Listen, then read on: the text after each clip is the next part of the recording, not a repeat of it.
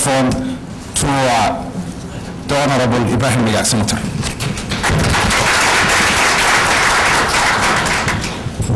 Thank you. I think to begin with, there is an issue of language here. Which language shall we speak? Even though our moderator began in English and I'm following him now, a large part of our audience would like to express themselves in Somali and to hear the substantial things in Somali. At the same time, of course, we have foreign friends who are attending and who would like to know what's going on. To make a compromise, what I shall do is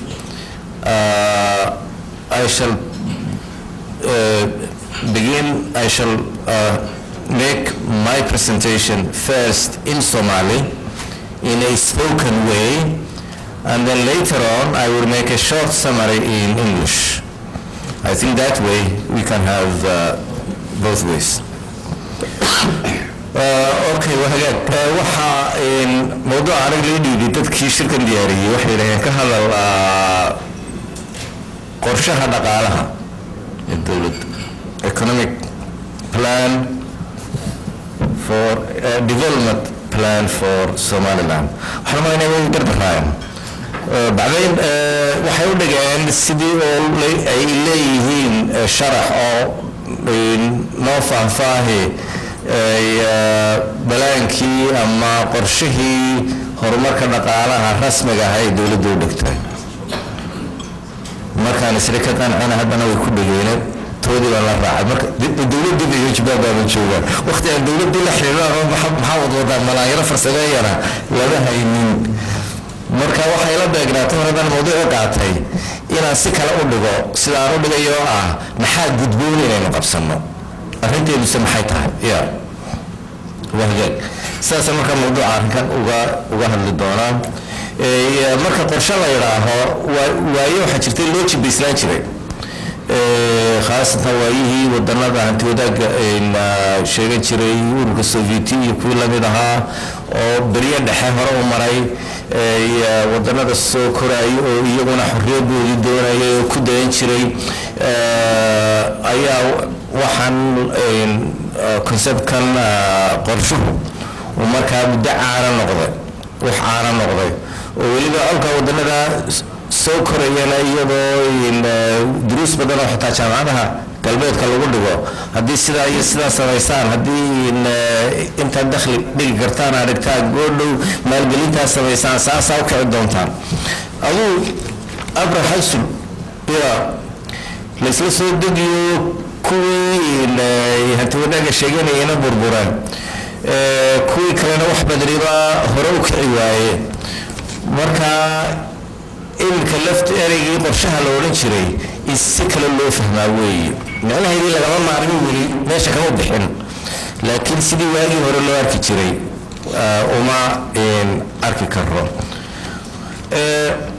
qorshe marka la leeyahay waxay had iyo jeer ku xidhan tahay dawlad nooceeda doonaysa iyo awoodeeda leedahay.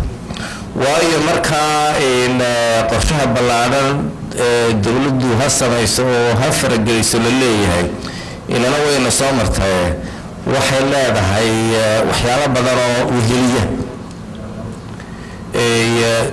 dawladda aad samaynaysa itaalkeedu intuu yahay bay noqonaysaa. dawlad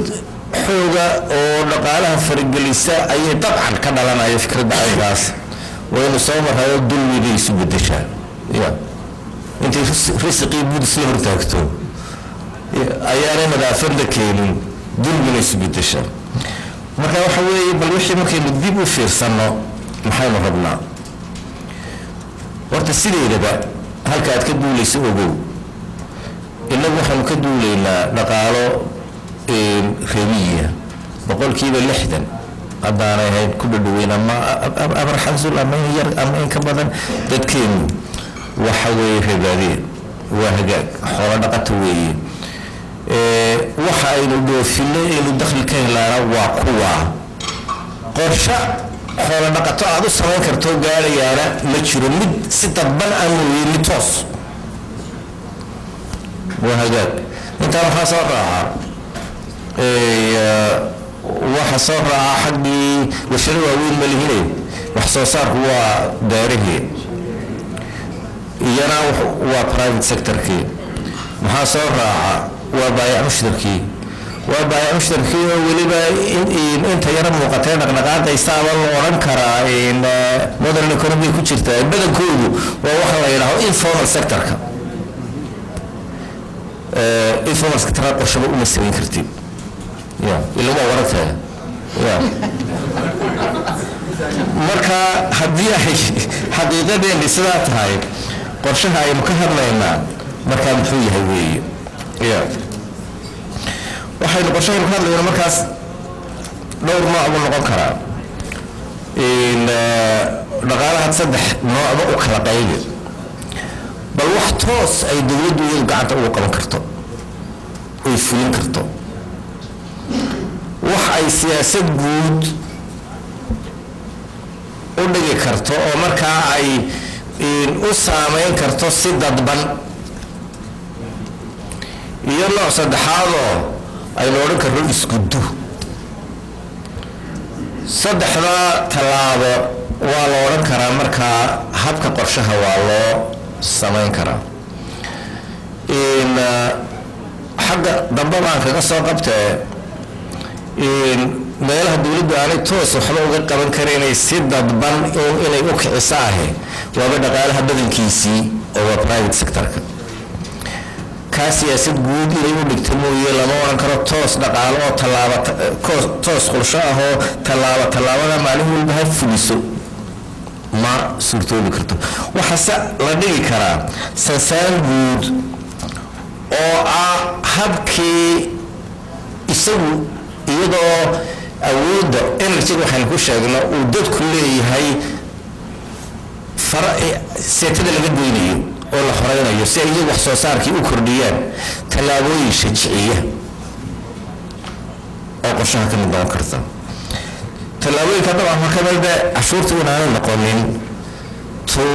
boqolagoysa in waxa aad u qabanaysaa uu yahay gacan qabasho iyo dhiirigelin si markaa ay awooddii ay dadku iyagu lahaayeen ay waxaan u soo kiciso oo adiga goordhow dakhli dheeraada kuu siiso dhaqaalaha badankiisa halkaas hoos imanayaaba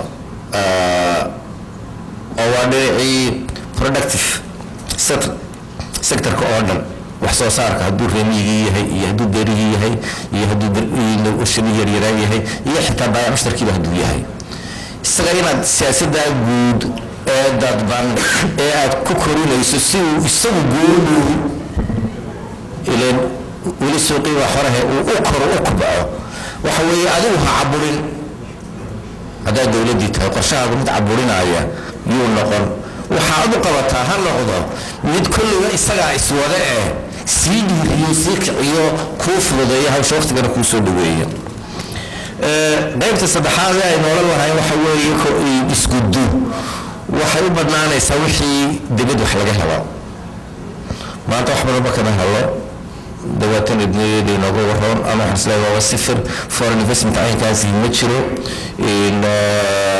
toos dhaqaalihii dawladuhu isu siin jireen bilateral la yidhaahd dawlad toos ay u siisa iyadana ma hayno kii international institutions ay bixin jireen multilateralka iyadana ma hayno waxaasoo dhan ixtiraafka la leeyahay mala waa ku xidhan yihiin waa laynay gardaran yahay waxay sida dadban u yimaadeen humanitarianka lagu sheegaana de kulle faraguudkoodba weeye marka taa wax badan maanta saa isagu weelkaambinaaba ma jiro laakiin haddana waxa weeye inaynu iyadana maalin walba isbedeliye sansaankeeda sidii loo habeyn lahaa u galno kudaal badan male waxa weeye meeshay doonaysaba ha ka timaado ayay noqon jaantaa fogan laba mabda oo la moodo inay iska horjeedaan baad isu geynaysaa mid waa mide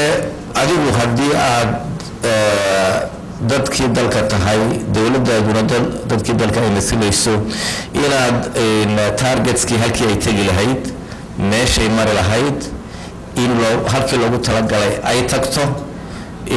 inaad adigu jeexdo oo aanay noqon adigu waxba ka ogeyn in wixii la bixinayaa meesha doona u maro waa talabaade in xorriyadda ay ku fulaysaa aanay noqon mid adigu qaloocisay jihada c taargetka c heshiiska la gala laakiin halka ay ka fulayso dadka jooga iyo hay-adda madax bannaanee loo diray dowladdaada iyo siyaasadaadu ha gaadhgarayso lagase weriyagu toosu fuliyeen qaybta ugu dambaysa aad dowladdu toos u qaban kartaa waa tii wasaaradaha horta intabana saddexda qayboodbana habka keliya lagu control karo waa miisaaniyadda qorshe kastoo la dhigto wuxuu noqonayaa af macaan oo gabay ah haddii aanay isku xidhnayn miisaaniyadda miisaaniyaddu waa inay ahaataa qaybta maanta la fulinayo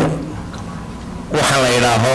current ee isagu had iyo jeer socda sida mushaharka dadka iyo daawada la iibsanayay sanad kasta waad u baahan tahay iyo wixii kordhin ah ee horumar ah ee development spectrum halkii iska gelayaan miisaaniyaddii qorshuhu waataa mashaariicda qorshuhu waa inay noqotaa qaybta kordhinta miisaaniyaddu ay samaynayso waa hagaag haddaynu u nimaadno markaa taa xagga wasaaradaha iyada lafteedu waxaad arkaysaa ilaa hantideenu waa yar tahay awooddeeniina waa yar tahay inaynu kala dooranno aynu priorities u samayno sida iila muuqato ama waxaa farsamada yaraynu hayno kollayba meelo badan inaad wax ka qabato waa lagaa doonaya amnigiiyo nabadgelyadu halkeeda iyadoo ah laba meelood un hadday dowladda xooga saarto waxa kale haba silcaan labadaa meelood tacliinta iyo caafimaadka haddii aynu dhinacii wax soo saarka aynu odhan lahayn productiveka ee ahaa maalgelinta dhaqaalaha aynu u daynay private sectorkeed ama kamidiyaalanoodana meesha khaasa noqdaane de waa caadiya markaa waa lama horaan dowladda intii yarayda usoo hadha iyaduna inay maalgelinta dadka ay xooga saarto waayo caafimaadka iyo tacliintu waxa weeye sidii bidaacada aad warshad gelisay oo goordhow ama beeraad beertay oo goordhow mira kuu soo dhalaaya waabaa loo haystay inay iska tahay kharash baxadoo kale oo sidii cunaad cuntada iska socotay maaha dad caafimaad qabaa wax qabta dad cilmile baa wax qabta marka haddaynu intaaba itaalka saaro itaalka intaa ku edkay ku xoojino aad bay wax isu bedeli karaan isku soo ururiyo isku soo xoori waxa weeye ay haddana dib u gelaysaa nooca xukunkaaga waayo miisaaniyaddu haddii ay kaa yar tahay haddaad priorities u samaynayso haddaad qayba xoogba saarayso waxay kaaga baahan tahay ilaalinayo fulin iyo dabalantaa qaadayna meelaha marto oo taa micnaheedu noqonayo dowladdaadu inay marka hore yaraato shaqaalahabu yaraado laakiin ay noqoto tayo waxaynu bixin karaa lean but qualitative markay tayo leedahay ayay talada toosan heli kartaa fulintana dabageli kartaa haddayse kaa baahdo way kaa xumaanaysaa tayadaas lafteeduna waxay ku xidhnaanaysaa arrimahan arrimo haddee bayd maayo dee iskood si mucjisa un isaga iman kara maaha dowladda had iyo jeer ku caanaanana maaha waynu ognahay oo waa wax ummad koraysaa ka caaquf ma weyde ee taariikhiyan ku yimaada halganka taariikhda ku yimaada laakiin marka aynu hogaaminayno waxay u baahan tahay haddee bayd maayo sawirkeeda iyo huga tusaalayn oo ah lean but qualitative dowlad yar oo tayo leh helitaankeeda lafteedu wuxuu ku xidhan yahay tala isasiintii iyo tala qaadadkii iyo waxaad samaynayso oo muuqda sida muraayadda transparency loo jiray taasa de tarak aad kaga guulaysanaysaa gondolool kasta ku yimaada waan dheereeyey raliga haada aan fikrisiga yar wareegan yar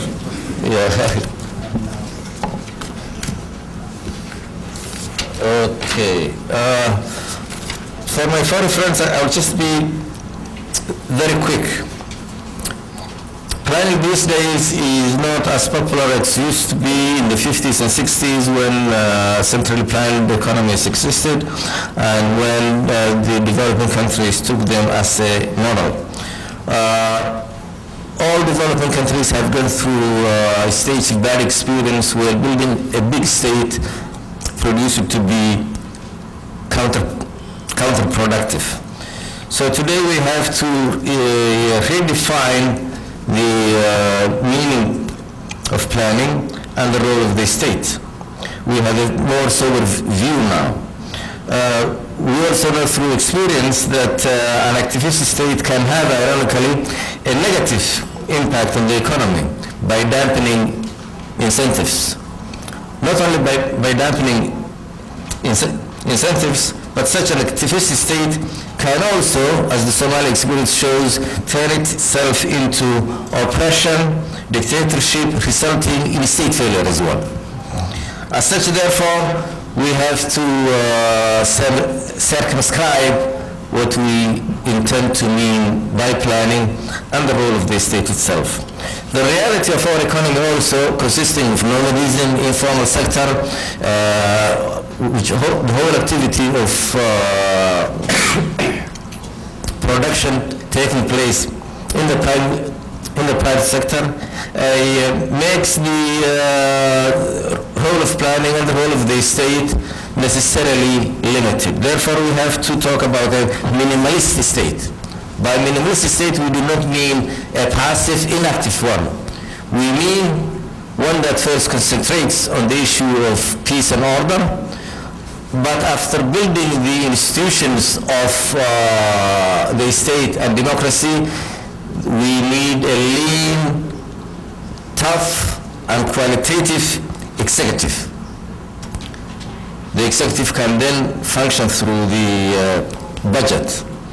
either directly through its ministries or indirectly by coordination, and indirectly as well as through policies encouraging the private sector. Indirect actions can take place through taxation policies, not heavy on the private sector, reorganization, extension, and encouragement policies aimed at releasing more energy and involvement from the people. When we come to the specific expenditure of the ministries, if the state is not involved in productive activities, then at least it should emphasize human investment. As such, therefore, the budget being meager, priority should be given to education and health, because that's investment in human beings.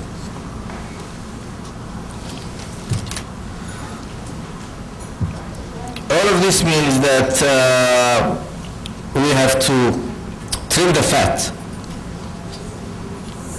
Trim the fat means you have to avoid unnecessary expenditure, control waste. You can only do that if you have transparent budget, if you have a system of governance that can be also controlled through the historical activity of the people themselves. Thank you.